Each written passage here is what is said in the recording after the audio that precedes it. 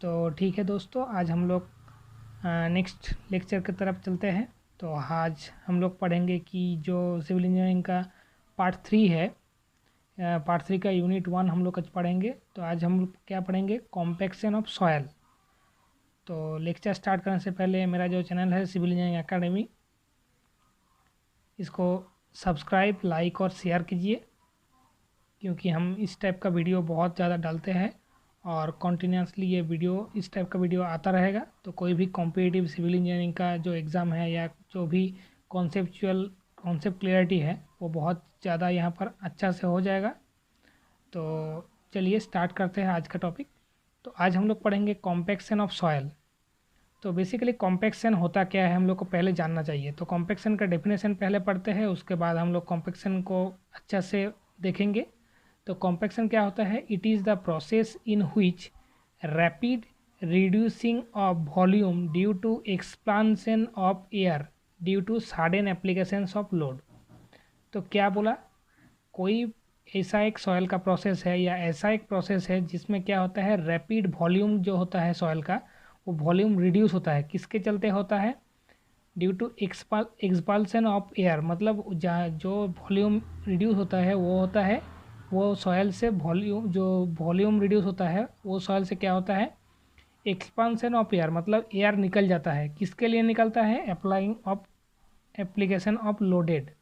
जब हम लोग लोड लगाते हैं कोई सॉइल के ऊपर, तो क्या होता है, उसके अंदर जितना भी वॉइड स्पेस रहता है, तो वॉइड स्पेस के चलते वहाँ से जो भी एयर प्रेजेंट रहता है वो एयर निकल जाता है। और क्या मिलता है हमको? जो सॉइल मिलता है उसी प्रोसेस को बोलते हैं हम लोग कॉम्पैक्शन। तो आशा करते हैं समझ में आया कॉम्पैक्शन क्या होता है। तो कौन सा टाइप का लोड हम लोग यूज़ करते हैं? जो भी हम लोग का रेमारिंग टाइप का लोड होगा, जैसे कि हम लोग हैमर में सडनली हम लोग रेमारिंग करते हैं, उसी टाइप का सडन लोडिंग होगा, टेम्परिंग होगा, रोलिंग होगा, वाइब्रेटिंग होगा, इस टाइप का लोड हम लोग यूज़ करते हैं।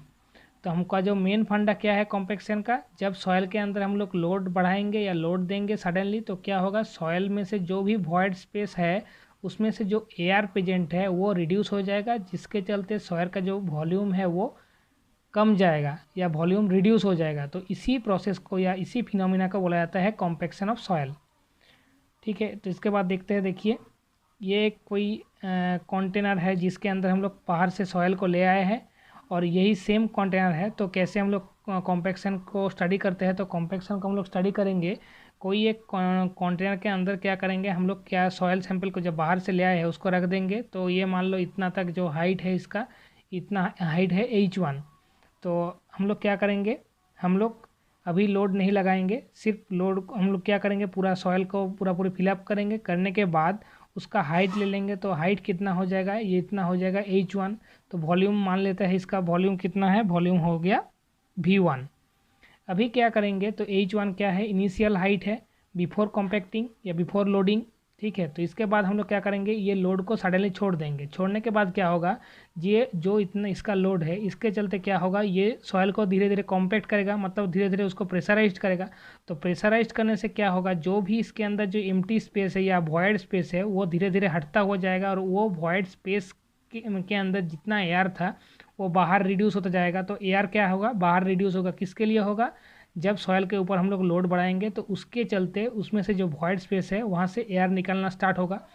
तो आफ्टर इनिशियल कुछ टाइम के बाद हम लोग जब वो लोड को हटाएंगे तो क्या होगा, उसका हाइट भी कम जाएगा और उसका वॉल्यूम भी कुछ चेंज हो जाएगा। तो वॉल्यूम मान लेते हैं आफ्टर अप्लाइंग लोडिंग उसका वॉल्यूम हो गया है V2। ठीक है, तो हम लोग क्या पढ़े, हम लोग पढ़े कि जो H1 है वो इनिशियल हाइट है बिफोर कॉम्पैक्टिंग या बिफोर लोडिंग। H2 क्या है? आफ्टर कॉम्पैक्टिंग फाइनल जो हाइट हमको मिला वही है। तो इसमें से क्लियरली पता चल रहा है कि कॉम्पैक्शन क्या हो रहा है। कॉम्पैक्शन में क्या होता है, कॉम्पैक्शन में हम लोग ऐसा एक कोई लोड लगाता है सॉयल का, जिसमें से क्या होता है, उसमें जो जो वॉइड स्पेस के अंदर जितना एयर प्रेजेंट रहता है वो रिड्यूस हो जाता है। तो इसी प्रोसेस को बोला जाता है या ऐसे फिनोमेना को बोला जाता है कॉम्पैक्शन ऑफ सॉयल। ठीक है, तो आशा करते हैं समझ में आया कॉम्पैक्शन ऑफ सॉयल। इसके बाद हम लोग पढ़ेंगे यूनिट वेट। तो हम लोग यूनिट वेट क्या पढ़े थे? वेट फॉर वॉल्यूम पढ़े थे।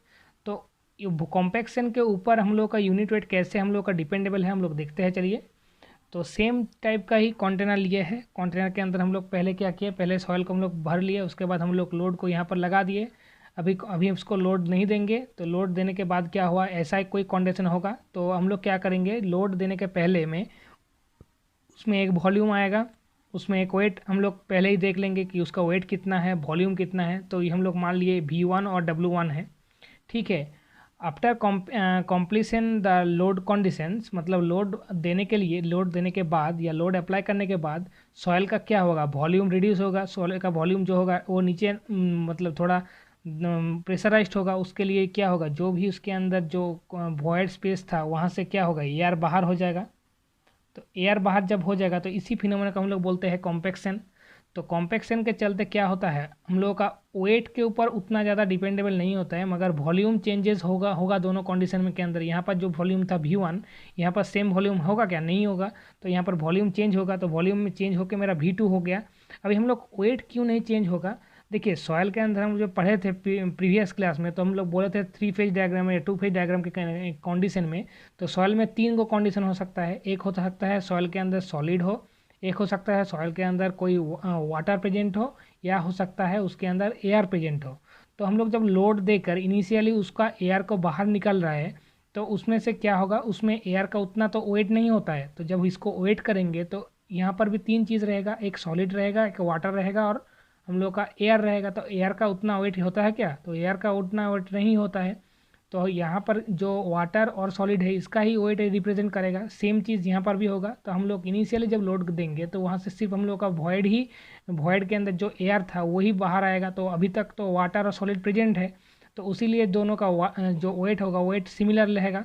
मगर जो वॉल्यूम है दोनों चीज़ के अंदर, जो after completion the loaded condition, तो वॉल्यूम दोनों में अलग अलग हो सकता है। इतना तक समझ में आया। इसके बाद हम लोग क्या देखेंगे, तो मान लीजिए ये जो हम लोग लोड लगाने से पहले इसका जो यूनिट वेट मान लिए थे, तो यूनिट वेट मान लो इसको ये जो हम लोग यूनिट वेट 1 हम लोग मान लेते हैं। तो यूनिट वेट क्या होता है, वेट पर वॉल्यूम। तो वेट हम लोग मान लिए है W1 है इसका, और जो वॉल्यूम क्या हुआ है, पहले का वॉल्यूम है V1। तो पहले का क्या है, वॉल्यूम वेट सेम है, दोनों कंडीशन में वेट सेम है, मगर पहले का वॉल्यूम ज़्यादा है। तो कोई चीज़ का यहाँ पर वैल्यू ज़्यादा मिल रहा है। सिमिलरली हम लोग जब इसको टेस्ट करेंगे, ये लोड लगाने के बाद इसका जो यूनिट वेट आया है, तो यूनिट वेट 2 मान लेते हैं इसको, तो उसका वेट भी सेम रहेगा, उसका वेट W1 ही रहेगा। मगर इसका जो वॉल्यूम है, वॉल्यूम V2 हो जाएगा। V रिड्यूस हुआ है वॉल्यूम, तो उसके लिए ये V2 हो जाएगा। तो देखो जरा वेट जो है दोनों कंडीशन में है, वेट दोनों कंडीशन में वेट मेरा सेम है, मगर जो वॉल्यूम है दोनों जगह में हम लोग का वॉल्यूम चेंज हो रहा है। तो उसके चलते यहाँ पर क्या ज़्यादा हम लोग का वॉल्यूम है, तो ज़्यादा कोई चीज़ को हम लोग जो ऊपर से डिवाइड करेंगे तो उसका वैल्यू क्या कम आएगा। और ये क्या, ये हम लोग का वैल्यू कम गया है। तो कम जो कोई कम वैल्यू से ऊपर को हम लोग डिवाइड करेंगे तो उसका वैल्यू ज़्यादा आता है, हम लोग जानते ही, कॉमन सेंस है। तो उसीलिए हम लोग बोल सकते हैं जब कॉम्पैक्शन हो जाता है मेरा, कॉम्पैक्शन हो जाने के बाद क्या होता है, सॉइल के अंदर जो यूनिट वेट होता है, तो आफ्टर अप्लाइंग लोड जो कॉम्पैक्शन मिलता है, या जो हम लोग का कॉम्पैक्शन करने के बाद जो सॉइल का यूनिट वेट मिलता है वो ज़्यादा होता है हम लोग का कॉम्पैक्शन पहले करने का टाइम का जो यूनिट वेट रहता है, ठीक है।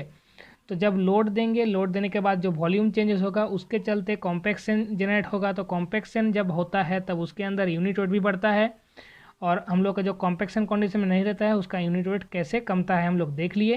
तो आशा करते हैं समझ में आया तुम लोगों को। इसके बाद हम लोग देखते हैं W क्या है। W हम लोग का क्या होता है, वेट हम लोग का देख ही लिए, तो वेट हम लोग का सेम है, वॉल्यूम चेंजेस हो रहा है। इसके बाद हम लोग देखते हैं कि जो हम लोग कॉम्पैक्शन पढ़ रहे हैं, तो कॉम्पैक्शन का एडवांटेज, बेसिक एडवांटेज क्या क्या होता है। तो कॉम्पैक्शन के लिए क्या होता है, शियर स्ट्रेंथ बढ़ता है। एक एक करके सब डिस्कस करेंगे, पहले पढ़ लेते हैं। तो शियर स्ट्रेंथ बढ़ता है, ड्राई डेंसिटी हम लोगों का बढ़ता है। इसके बाद क्या है, परमिबिलिटी एंड सीपेज कमता है, और लोड बियरिंग कैपेसिटी क्या होता है, बढ़ता है, और सेवलिंग एंड श्रिंकेज हम लोग का कमता है। तो एक एक करके डिस्कस करते हैं। शियर स्ट्रेंथ क्या होता है, शियर स्ट्रेंथ क्या होता है, ये मान लो कोई चीज़ है या कोई सॉयल है, तो इसको जब हम लोग ऐसे करके ऊपर काटते हैं ना, तो ये क्या करता है, इसको रेजिस्ट करता है। जी मान लो ये मेरा कोई एक पेन है, तो पेन के ऊपर हम लोग जब फोर्स लगाएंगे, इसको काटने का ट्राई करेंगे, तो पेन क्या करेगा, इसको रेजिस्ट करेगा, काटने नहीं देगा। तो इसी फोर्स को बोला जाता है शियर फोर्स। तो जैसे कि ये कोई सॉयल सरफेस है, या सॉयल हम लोग का सॉयल सरफेस है, ये जब नेचुरल कंडीशन में रहेगा, मगर मतलब कि यहाँ पर जब कॉम्पैक्शन नहीं रहेगा तो उसको हम लोग इजीली काट सकते हैं। मगर जब ये कॉम्पैक्शन हो जाएगा, मतलब यहाँ से एयर बाहर हो जाएगा, तो सॉयल का जो मॉलिक्यूल्स है या पार्टिकल्स है वो बीच बीच आ जाएगा, बहुत नज़दीक आ जाएगा, जिसके चलते हम लोग जो इसको काटेंगे तो वो क्या करेगा, थोड़ा रेजिस्ट करेगा। तो उसीलिए बोला जाता है कोई भी हम लोग जब सॉयल के ऊपर कॉम्पैक्शन करते हैं तो उसके चलते क्या होता है, शियर स्ट्रेंथ बढ़ता है। समझ में आया। इसके बाद ड्राई डेंसिटी बढ़ता है। तो हम लोग यहाँ पर देख ही लिए कि जो हम लोग का डेंसिटी होता है, ड्राई डेंसिटी हम लोग का कैसे बढ़ेगा।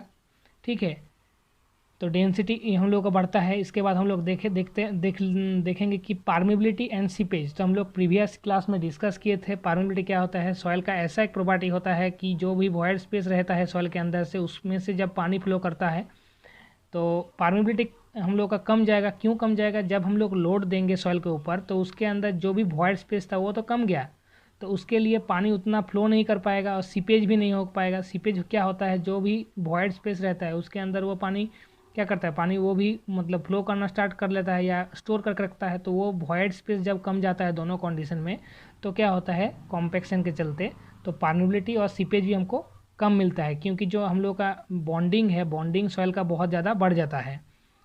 इसके बाद क्या है, लोड बियरिंग कैपेसिटी। जब उसके अंदर हम लोग ज़्यादा लोड लगाए तो वो क्या हुआ, वो सेटल हो गया सॉइल।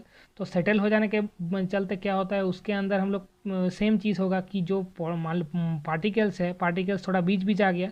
तो पार्टिकल्स जब बीच बीच आ जाएगा तो वो क्या करेगा, वो लोड लेने का कैपेसिटी भी बहुत ज़्यादा उसके अंदर आ जाएगा। तो इसीलिए क्या होगा, लोड बियरिंग कैपेसिटी भी उसका हाई हो जाएगा। उसके बाद क्या है, सीवलिंग और सिंकेज। तो सीवलिंग क्या था, सीवलिंग था हम लोग क्या बोले थे, जो सॉइल के अंदर जितना ज़्यादा वॉइड रहता है या जो है जितना ज़्यादा एम्प्टी स्पेस रहता है वो उतना ही पानी को सूख सकता है या पानी को वो एब्जॉर्ब कर सकता है। तो जो ये कॉम्पैक्शन के चलते क्या हो रहा है, कॉम्पैक्शन के चलते हम लोगों का जो वॉइड का एम्प्टी स्पेस है या जो भी वॉइड स्पेस था उसको हम लोग रिड्यूस कर रहे हैं। तो रिड्यूस जब करेंगे तो उसके अंदर पानी उतना एंट्री नहीं कर पाएगा, तो जिसके चलते सीवलिंग के हमको कम मिलेगा। और सिंकेज क्या होता है, पानी निकल जाने का कंडीशन। तो जब पानी उतना ज़्यादा एंटर ही नहीं कर पा रहा है तो निकलेगा कैसे। तो इसीलिए जो सीवलिंग और सिंकेज है दोनों ही मेरा कमता है after completion of compaction process. आशा करते हैं समझ में आया है। तो चलिए नेक्स्ट स्लाइड की तरफ चलते हैं। तो नेक्स्ट क्या है मेरा, तो नेक्स्ट है मेरा कॉम्पैक्शन दो टाइप का हो सकता है। एक हो सकता है कोहेशन लेस टाइप का, एक हो सकता है कोहेसिव सॉइल के लिए। तो कोहेशन लेस मतलब क्या होता है, जो सॉइल के अंदर इंटरमोलिकुलर अट्रैक्शन या इंटरमोलिकुलर जो फोर्स होता है वो नहीं रहता है। जैसे कि सैंड क्या एक के साथ कनेक्ट रहता है, नहीं रहता है, वो इंडिविजुअल रहता है। तो उसीलिए हम लोग क्या बोलते हैं, जो कॉम्पैक्शन होता है वो दो टाइप में हो सकता है। एक हो सकता है कोहेशन लेस सॉइल के लिए, एक होता है कोहेसिव सॉइल के लिए। तो कोहेसिव मतलब जो सॉइल के अंदर इंटरमोलिकुलर कनेक्शंस या चिपचिपाहट रहता है जिसको बोलते हैं हम लोग। तो जैसे कि हम लोग का कोहेसिव सॉइल मतलब जो क्ले या सिल्ट टाइप का जो भी सॉइल होता है उसको हम लोग बोलते हैं कोहेसिव सॉइल। तो इसके बाद हम लोग देखेंगे कि कुछ टाइप का जो रोलर हम लोग यूज़ करते हैं, इसको हम लोग बाद में देख लेंगे। उसके पहले हम लोग देखते हैं कि कॉम्पैक्शन जो हो रहा है कोहेशन लेस सॉइल के ऊपर तो वो कैसे होता है। तो चलिए देखते हैं। तो कॉम्पैक्शन जो cohesion less soil of compaction या बोल सकते हो compaction of cohesion less soil, तो कैसे ये होगा। कोहेशन लेस सॉइल मतलब क्या है, सैंड या कोर्स ग्रेन पार्टिकल्स है जिसके जो मतलब इंटरमोलिकुलर जो अट्रैक्शंस है बहुत कम है या बहुत लो है, या जिसके अंदर वॉइड ज़्यादा बहुत स्पेस प्रेजेंट है, तो ऐसे हम बोल सकते हैं। तो सैंड या कोर्स ग्रेन सॉइल का हम लोग का कोहेशन लेस सॉइल हो जाता है। तो क्या होता है, मान लो ये दो सैंड दोनों जगह में प्रेजेंट है, क्योंकि इंटरमोलिकुलर एट्रैक्शन इसके अंदर नहीं है तो ये थोड़ा मतलब एक साथ अटैचमेंट में नहीं रहता है, थोड़ा थोड़ा मतलब डिस्टेंस मेंटेन करके ही रहता है। तो मान लेते हैं यहाँ पर एक सैंड है, यहाँ पर एक सैंड है। जब ऊपर से पानी गिरता है या ऊपर से कोई भी पानी यहाँ पर आता है तो क्या होता है, पानी यहाँ पर आएगा तो क्या होगा, पानी आने के बाद क्या होगा, जब सैंड के ऊपर या कोई हम लोगों का जो कोहेशन लेस सॉइल होता है उसके ऊपर जब पानी आता है मतलब एक पर्टिकुलर वाटर कंटेंट आता है। वाटर कंटेंट 4 to 5 के आसपास जब रह जाता है वो सॉइल का वाटर कंटेंट या आ जाता है, तब क्या होता है, कैपिलरी टेंशन या सरफेस टेंशन डेवलप होना स्टार्ट करता है इसके अंदर। तो कैपिलरी टेंशन हम लोग पहले ही जानते थे कि कैपिलरी टेंशन क्या होता है, जो दोनों पार्टिकल्स होगा वो दूर दूर जाना स्टार्ट करेगा, उसके अंदर एक टेंशन फोर्स क्रिएट होगा। तो टेंशन फोर्स जब क्रिएट होगा तो क्या होगा, जो सैंड पार्टिकल है वो दूर दूर जाना स्टार्ट करेगा। कौन सा कंडीशन में, एक वाटर कंटेंट में। कितना वाटर कंटेंट में, 4 to 5% के आसपास। तो उस टाइम क्या होगा, उसके अंदर जब दोनों सैंड पार्टिकल या सॉयल पार्टिकल दूर दूर जाएगा तो उसके अंदर क्या होगा, उसके अंदर वॉल्यूम भी इंक्रीज करेगा। दूर दूर जाएगा मतलब उसके अंदर क्या होगा, वॉइड स्पेस बढ़ता हुआ जाएगा। वॉइड स्पेस जब बढ़ेगा तो उसके अंदर वॉल्यूम भी बहुत ज़्यादा बढ़ेगा। तो इसी कंडीशन को बोला जाता है जब सॉयल के अंदर एट वाटर कंटेंट 4 to 5% के आसपास सॉयल के अंदर क्या होता है, कोहेसिलनेस सॉयल के अंदर वॉल्यूम इंक्रीज करना स्टार्ट करता है। तो उसी को बोला जाता है बाल्किंग ऑफ सैंड। ये बहुत बार क्वेश्चन में पूछा जाता है कि बाल्किंग ऑफ सैंड क्या होता है, बहुत जगह में क्लियरली बोला भी नहीं जाता है या समझाया भी नहीं जाता है। तो हम और एक बार इसको समझते हैं कि देखो, कोई दोनों टाइप का सैंड है। तो सैंड पार्टिकल के अंदर कोई इंटरकनेक्शन बॉल नहीं है, तो मतलब वो दो एक के साथ एक कनेक्ट नहीं रह सकता है। तो एक पर्टिकुलर वाटर कंटेंट जब यहाँ पर आ जाता है या 4 to 5% के आसपास, तो क्या होता है, ये सॉयल के ये जो कंटेंट होता है सॉयल का, वो क्या करता है, कैपिलरी टेंशन या सरफेस टेंशन डेवलप करता है। तो सरफेस टेंशन जब डेवलप्ड होगा तो दोनों पार्टिकल्स और भी दूर दूर जाना स्टार्ट करेगा। तो उसके चलते उसके अंदर जो वॉइड स्पेस है या एम्प्टी स्पेस है वो भी डेवलप्ड होगा। जब एम्प्टी स्पेस डेवलप होगा तो उसके अंदर क्या होगा, वॉल्यूम इंक्रीज होगा। तो वॉल्यूम जब इंक्रीज होगा तो उसी कंडीशन को बोला जाता है मेरा बाल्किंग ऑफ सैंड। तो बाल्किंग ऑफ सैंड समझ में आया। अभी देखो, हम लोग क्या जानते हैं, यूनिट वेट, हम लोग का यूनिट वेट क्या है, यूनिट वेट है वेट पर वॉल्यूम।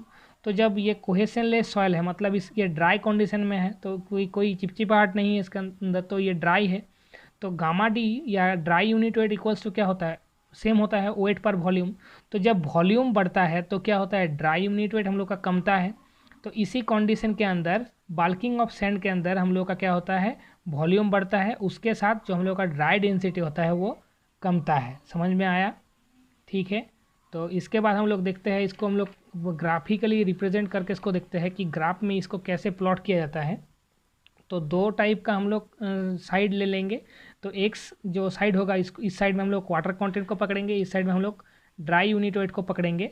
तो देखेंगे कि जब जीरो वाटर जब जीरो से 1 2 3 4 5 6 ऐसे करके हम लोग का स्टार्ट होगा वाटर कंटेंट। तो वाटर कंटेंट क्या होता है, हम लोग वाटर ऐड करेंगे उसके अंदर, जो सॉयल मिला है कोहेशनलेस सॉयल, उसके अंदर वाटर ऐड करेंगे। तो जब जीरो वाटर कंटेंट ऐड करें या वाटर ऐड करिए तो यहाँ पर क्या हुआ, एक पॉइंट यहाँ पर भी जीरो होगा, ठीक है। जब वाटर कंटेंट हम लोग ऐड करते गए 1 2 3 4% ऐसे करके, तो क्या होगा, इनिशियली ऐसा एक कंडीशन होगा जहाँ पर ड्राई डेंसिटी का वैल्यू कम होगा। क्योंकि हम लोग कभी भी डिस्कस किए गामा डी क्या होता है, गामा डी होता है हम लोग का वेट पर वॉल्यूम। तो जब हम लोग का वॉल्यूम बढ़ेगा तो हम लोग का क्या होगा, ड्राई डेंसिटी कमेगा। और कितना वाटर कंटेंट के अंदर, वाटर कंटेंट कितना, 4 to 5% के अंदर।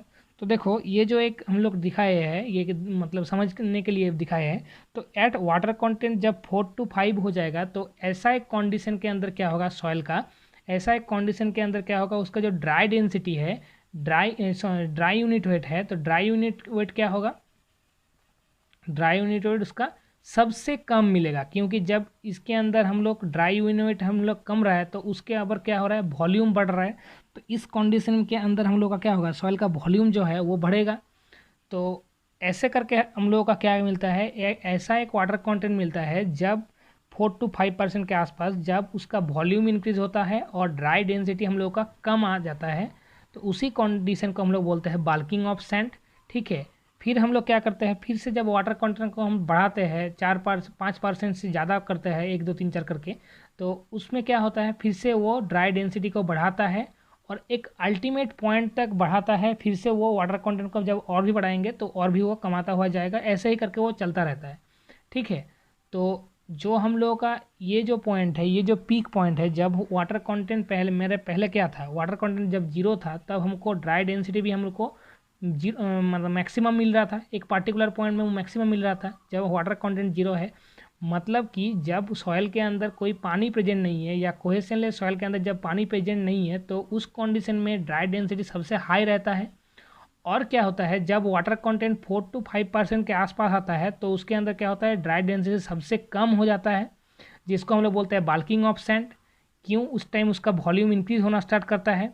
उसके बाद जब हम लोग और भी वाटर ऐड करते जाएंगे तो एक ऐसा कंडीशन आएगा जो क्या होगा, जो पहले वाला हम लोग का ड्राई जो जब जीरो वाटर कंटेंट के अंदर जो मैक्सिमम ड्राई डेंसिटी था, वैसा ही एक लेवल को अचीव करेंगे हम लोग कुछ वाटर कंटेंट के बाद। तो वो वाटर कंटेंट को हम लोग क्या बोलते हैं, वो वाटर कंटेंट को हम लोग बोलते हैं कॉम्प्लीटली सैचुरेटेड कंडीशंस। ठीक है, तो ये जो वाटर कंटेंट के अंदर वो वैल्यू हमको मैक्सिमम मिलता है, जो वैल्यू क्या होता है मेरा इनिशियली वाटर कंटेंट जीरो रहने के टाइम में हमको मिलता है ड्राई यूनिट वेट का मैक्सिमम वैल्यू। तो ये दोनों वैल्यू कब मिलता है, जब हम लोग का वाटर कंटेंट जीरो रहेगा तब इसको मैक्सिमम वैल्यू मिलेगा। और ऐसा एक वाटर कंटेंट होगा जब क्या होगा, जब हम लोग का वही सेम वैल्यू अचीव करेगा वो सॉयल, तो उस वाटर कंटेंट को हम लोग बोलेंगे कॉम्प्लीटली सैचुरेटेड कंडीशन। तो ये मेरा क्या होगा, ये पॉइंट होगा कॉम्प्लीटली सैचुरेटेड कंडीशन और ये होगा ड्राई कंडीशन। तो कोई भी सैंडी सॉयल के लिए मैक्सिमम ड्राई डेंसिटी का वैल्यू कब आता है, ये क्वेश्चन में बहुत बार पूछा गया है। तो कब होता है, ड्राई कंडीशन में and completely saturated condition. Completely saturated condition कौन सा होगा, जब हम लोग ये जो ड्राई डेंस वाटर कंटेंट है 4 to 5%, इसको हम लोग और भी बढ़ाएंगे तो ऐसा एक वाटर कंटेंट आएगा जहाँ पर क्या होगा मैक्सिमम ड्राई डेंसिटी का वैल्यू वो रिप्रेजेंट करेगा। तो वही वैल्यू को बोला जाएगा क्या, कॉम्प्लीटली सैचुरेटेड कंडीशन। समझ में आया। इसके बाद हम लोग क्या देखेंगे, जो हम लोग का टूल्स है, टाइप्स ऑफ जो हम लोग का टूल्स हम लोग यूज़ करते हैं कि कौन सा सॉइल के लिए कौन सा हम लोग कोहेशनलेस सॉइल के लिए कौन सा टूल यूज़ करेंगे, कोहेसिव सॉइल के लिए कौन सा टूल यूज़ करेंगे। बहुत बहुत ज़्यादा इंपॉर्टेंट है, ये बहुत बार क्वेश्चन में पूछा जाता है। एज यूजुअल जो क्वेश्चन हम लोग लिखे हैं या जो भी हम लोग यहाँ पर लिखे हैं उसमें से ही आ जाता है, कॉन्फिडेंसली बोल सकते हैं हम लोग। तो बहुत ज़्यादा इंपॉर्टेंट है, तो इसको देखते हैं। चलिए, तो हम लोग का क्या होता है टाइप ऑफ रोलर। तो रोलर कौन सा टाइप का हम लोग यूज़ करेंगे, हम लोग पहले ही बोल दिया कि कॉम्पैक्शन दो टाइप में हो सकता है, एक कोहेशनलेस सॉइल, एक कोहेसिव सॉइल के लिए। तो कोहेशनलेस सॉइल के लिए कौन सा होता है, कोहेसिव सॉइल के लिए कौन सा होता है, हम लोग देखते हैं। तो 4 टाइप का रोलर मिलता है। एक होता है स्मूथ व्हील रोलर। तो स्मूथ व्हील मतलब जो भी व्हील होगा, जो इसका चक्का होगा वो क्या होगा, स्मूथ होगा। तो स्मूथ व्हील रोलर कहाँ पर यूज़ किया जाता है, वेल ग्रेडेड सैंड और कोर्स रॉक या एसफाल्ट, ऐसा कुछ कंडीशन में हम लोग क्या करते हैं, स्मूथ व्हील रोलर यूज़ करते हैं।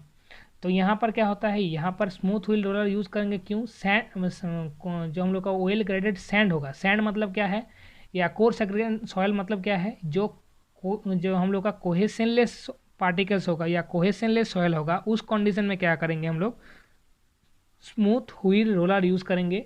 क्यों यूज़ करेंगे, उस टाइम में हमको क्या करना पड़ेगा, उस टाइम में हमको उसको वाइब्रेशन रिक्वायर करता है। वाइब्रेशन के चलते ही हम लोग क्या कर सकते हैं, वाइब्रेशन के चलते ही वो जो स्मूथ व्हील रोलर होता है, ये स्मूथ व्हील रोलर क्या होता है, वाइब्रेशन के वो उसका प्रिंसिपल है वाइब्रेशन। ये क्या करता है, वाइब्रेशन जनरेट करता है, जिसमें से क्या होता है, जो हम लोग का जो कोहेशनलेस पार्टिकल होता है, कोहेशनलेस पार्टिकल के अंदर कोई भी इंटरेक्शन बॉल नहीं रहता है। तो उसके चलते क्या होता है, उसके चलते उसको वाइब्रेशन करके उसको मतलब तोड़ना पड़ता है। तो इसीलिए जो वेल ग्रेडेड सैंड या कोर्स ग्रेन सॉइल होता है, तो या एस्फाल्ट होता है, तो उस कंडीशन में क्या होता है, हम लोग स्मूथ व्हील रोलर यूज़ करते हैं। समझ में आया। तो नेक्स्ट हम लोग देखते हैं, ये भी बहुत इंपॉर्टेंट है, ये बहुत बार ये दोनों मैक्सिमम टाइम पूछा जाता है, ये भी बहुत टाइम पूछा गया है।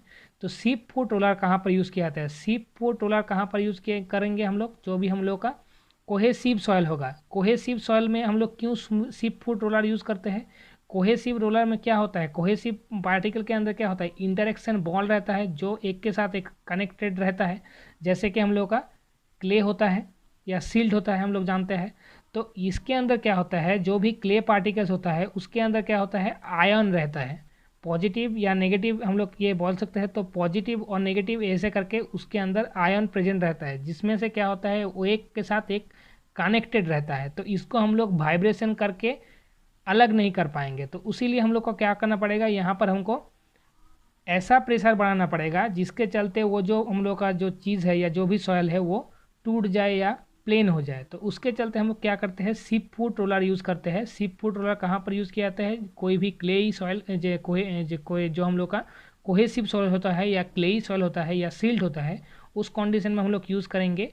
तो उस कंडीशन में क्या होता है, हाईली कॉन्टैक्ट प्रेशर जनरेट होता है, और यहाँ पर हम लोग वाइब्रेटरी जो रोलर होता है इसको हम लोग यूज़ नहीं कर पाएंगे। क्यों यूज़ नहीं कर पाएंगे? क्योंकि इसके अंदर जो आयोनिक बॉल प्रेजेंट रहता है, जिसके चलते उसको हम लोग वाइब्रेटरी करके अलग नहीं कर पाएंगे। तो जो भी बॉन्डिंग है, बॉन्डिंग बहुत ज़्यादा स्ट्रांग रहता है, तो इसको ब्रेक करने के लिए, इसको तोड़ने के लिए हमको क्या करना पड़ेगा, प्रेशर को बढ़ाना पड़ेगा।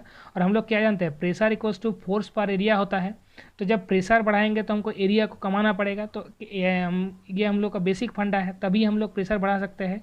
तो हम लोग जो व्हील होता है, व्हील का जो बाहर वाला हिस्सा होता है, बाहर वाला हिस्सा को हम लोग बढ़ाते नहीं हैं, थोड़ा थोड़ा ऐसे करके इस टाइप का शेप कर देते हैं। तो क्या होता है, जो बाहर का एरिया है, ये एरिया तो उतना अचीव नहीं कर पाता है, जो अंदर के एरिया के मतलब अंदर का एरिया से ही वो काम चला जाता है। मगर जो चीज़ होता है, ये रहने से उसके अंदर क्या होता है, प्रेशर ज़्यादा बढ़ता है। तो हम लोग एरिया को रिड्यूस कर दिए और प्रेशर को बढ़ा दिए, तो वो मेरा जो काम है वो काम मेरा सेटिस्फाई हो चुका है। तो उसी कंडीशन में मतलब कि जो कोहेसिव सॉइल होता है, कोहेसिव सॉइल को जब हम लोग कॉम्पैक्ट करना पड़ता है, तो उसी कंडीशन में क्या होता है, शिप फुट रोलर को यूज़ किया जाता है। ठीक है। और नेक्स्ट हम लोग का क्या है, न्यूमेटिक टाइप ऑफ रोलर। तो न्यूमेटिक टाइप ऑफ रोलर क्या होता है, कोर्स ग्रेन सॉइल के लिए होता है कि जो सेम पार्टिकल साइज जब होगा जो भी सॉइल के अंदर, तो उस टाइम में हम लोग यूज़ करें न्यूमेटिक टाइप ऑफ रोलर। और ये क्या होता है, ग्रिड रोलर। तो ग्रिड रोलर में क्या होता है, जो रॉक बॉडी होता है या बहुत ज़्यादा हार्ड मटेरियल होता है, तो उस कंडीशन में हम लोग कॉम्पैक्ट करने के लिए हम लोग क्या करते हैं, ग्रिड रोलर यूज़ करते हैं। तो ठीक है।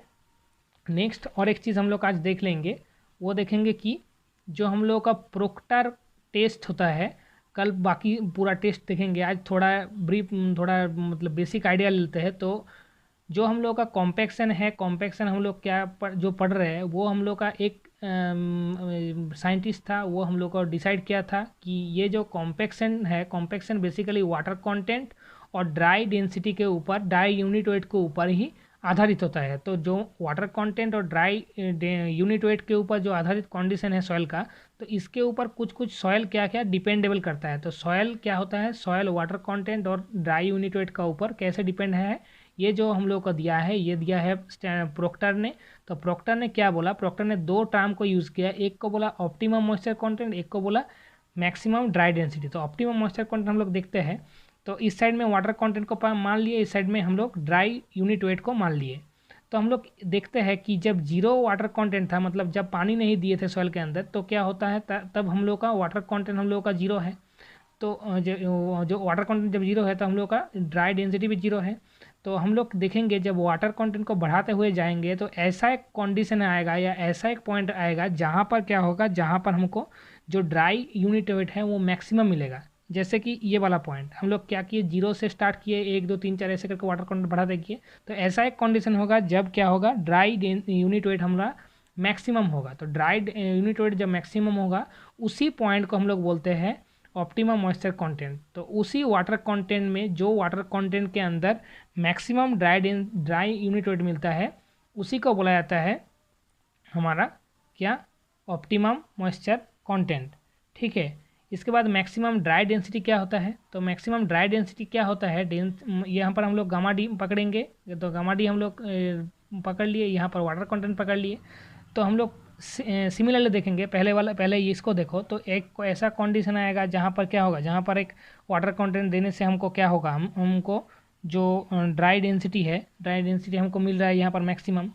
तो हम क्या करेंगे, सडनली हम लोग और भी हम लोग इसको मान लेते हैं, ये ई एनर्जी, हम लोग कुछ एनर्जी दिए, ई वन एनर्जी अप्लाई करने के बाद ये हुआ है।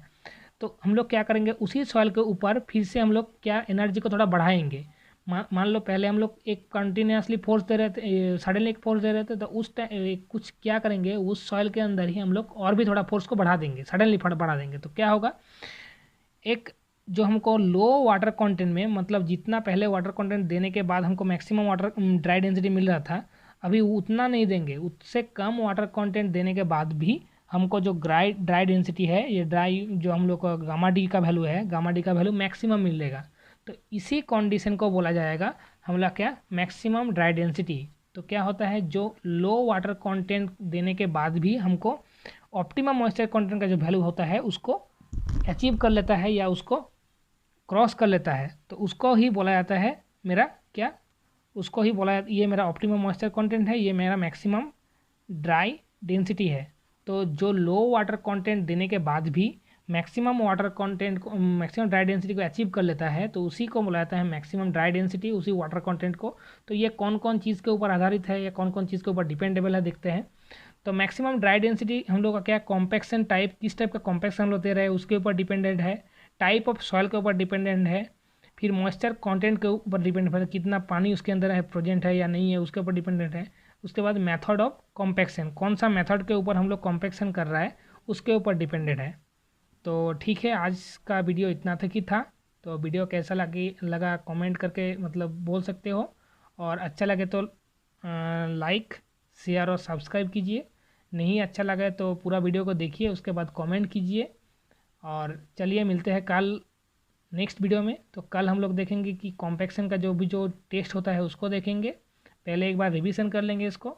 तो ठीक है, मिलते हैं कल। Thank you.